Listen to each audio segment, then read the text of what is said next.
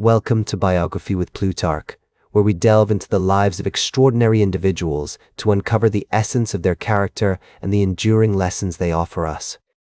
Today, we turn our attention to Carl Jung, a towering figure in the realm of psychology, whose groundbreaking work on the human psyche continues to fascinate and inspire us. Born on July 26, 1875, in Keswil, Switzerland, Jung's life was marked by a profound quest for understanding the mysteries of the human mind.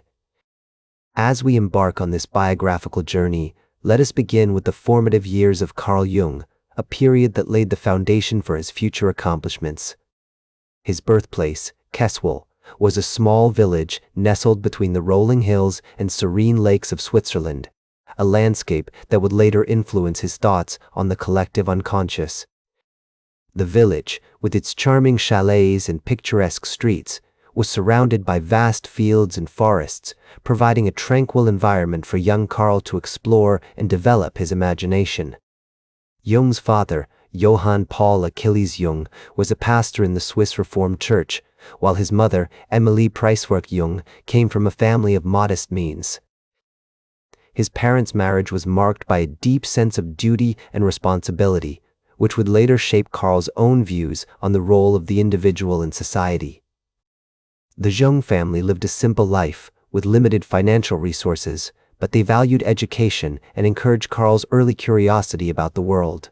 As a child, Carl was deeply influenced by his mother's stories about their family's history and the myths of Switzerland. These tales sparked his imagination and laid the groundwork for his later fascination with mythology and the collective unconscious. The Jung family's close relationship with nature also played a significant role in shaping Carl's worldview.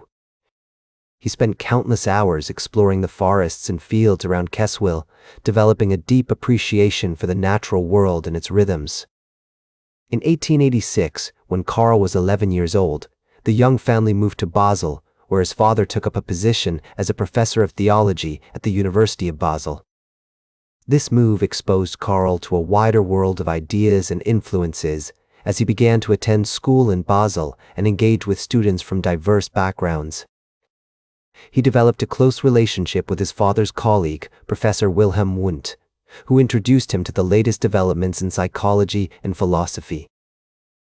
During his teenage years, Carl struggled with his own identity and sense of purpose, feeling torn between his desire for intellectual pursuits and his obligation to follow in his father's footsteps as a pastor. He experienced a series of vivid dreams and visions, which he later recognized as a manifestation of his own unconscious mind. These early experiences would shape his later theories on the role of the unconscious in shaping human behavior. As Carl navigated the challenges of adolescence, he found solace in his studies and developed a deep passion for literature, philosophy, and science. He was particularly drawn to the works of Goethe, Kant, and Darwin, whose ideas about the nature of humanity and the universe resonated deeply with him. The historical context of his early years, marked by the rise of industrialization and urbanization in Europe, also had a profound impact on Carl's worldview. He began to see the world as a complex, dynamic system, where individual experiences were shaped by a multitude of factors.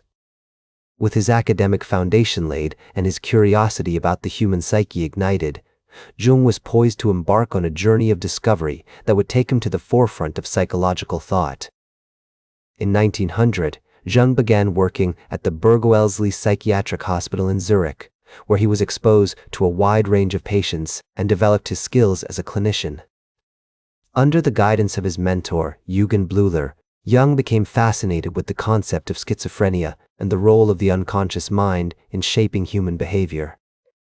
He spent countless hours observing patients, taking detailed notes on their symptoms, and experimenting with various therapeutic techniques. One of Jung's most significant contributions during this period was his development of the concept of the complex. Through his work with patients, he discovered that certain words or images could trigger powerful emotional responses, revealing hidden patterns and associations in the unconscious mind. This insight led him to create the word association test, a technique still used today to explore the unconscious thoughts and feelings of individuals. In 1907, Jung met Sigmund Freud and the two began a close collaboration that would last for several years.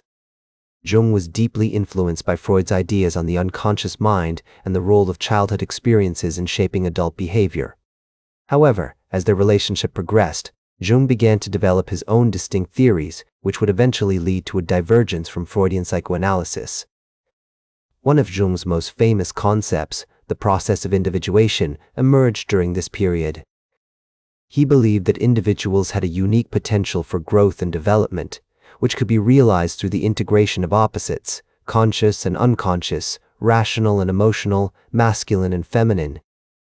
This idea would become a central theme in his work, as he sought to help patients achieve a more balanced and whole sense of self. Jung's work during this period was not without controversy. His ideas on the collective unconscious and archetypes were met with skepticism by some of his colleagues, who saw them as too broad or speculative. However, Jung remained committed to his vision, convinced that the human psyche held secrets and mysteries waiting to be uncovered. As we explore Jung's remarkable achievements during this period, it becomes clear that his work was driven by a deep passion for understanding the human condition. He was motivated by a desire to help individuals tap into their full potential, to overcome the limitations of their conscious minds, and to connect with the deeper forces that shape human behavior. Through his theories on the collective unconscious, archetypes, and individuation, Jung left an indelible mark on the field of psychology. His ideas continue to inspire and influence thinkers across disciplines, from philosophy and anthropology to literature and art. As Jung entered his 60s, he became increasingly fascinated with Eastern spirituality, particularly Buddhism and Taoism. He saw parallels between these philosophies and his own concept of the collective unconscious, where universal symbols and archetypes reside. This interest led him to write extensively on the subject, including his influential book, The Psychology of the Transference, which explored the similarities between Eastern spiritual practices and Western psychological concepts. During this period, Jung also developed his concept of the process of individuation further, emphasizing the importance of integrating opposites, conscious and unconscious, rational and emotional, masculine and feminine, to achieve a more balanced and whole sense of self. He believed that this process was essential for individuals to realize their full potential and find meaning in life. One of Jung's most significant personal experiences during this time was his encounter with the concept of the shadow, a term he used to describe the repressed or hidden aspects of the personality. He recognized that everyone has a shadow, and that acknowledging and integrating it is crucial for personal growth and self-awareness. This idea would become a central theme in his work, as he encouraged individuals to confront their own shadows and strive for greater self-awareness. In the 1950s, Jung's health began to decline, and he faced the challenges of aging and mortality. Despite these physical limitations, his mind remained sharp, and he continued to write and reflect on his life's work. In his memoir, Memories, Dreams, Reflections, Jung looked back on his journey, sharing insights into his personal struggles, triumphs, and spiritual quest. As we explore the later years of Carl Jung's life, it becomes clear that his work was driven by a deep passion for understanding the human condition. He remained committed to his vision, convinced that the human psyche held secrets and mysteries waiting to be uncovered. Through his theories on the collective unconscious, archetypes, and individuation, Jung left an indelible mark on modern thought, inspiring generations of thinkers across disciplines. In his final years, Jung reflected on the meaning and purpose of human existence, emphasizing the importance of living a life that is authentic, meaningful, and connected to one's deeper self. He believed that individuals had the power to shape their own destiny, to create their own meaning in life, and to find fulfillment through the realization of their unique potential.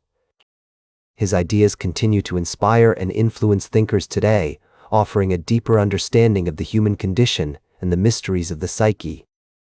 Through his work, Jung invites us to embark on our own journey of self-discovery, to explore the depths of our own unconscious, and to strive for greater self-awareness and personal growth.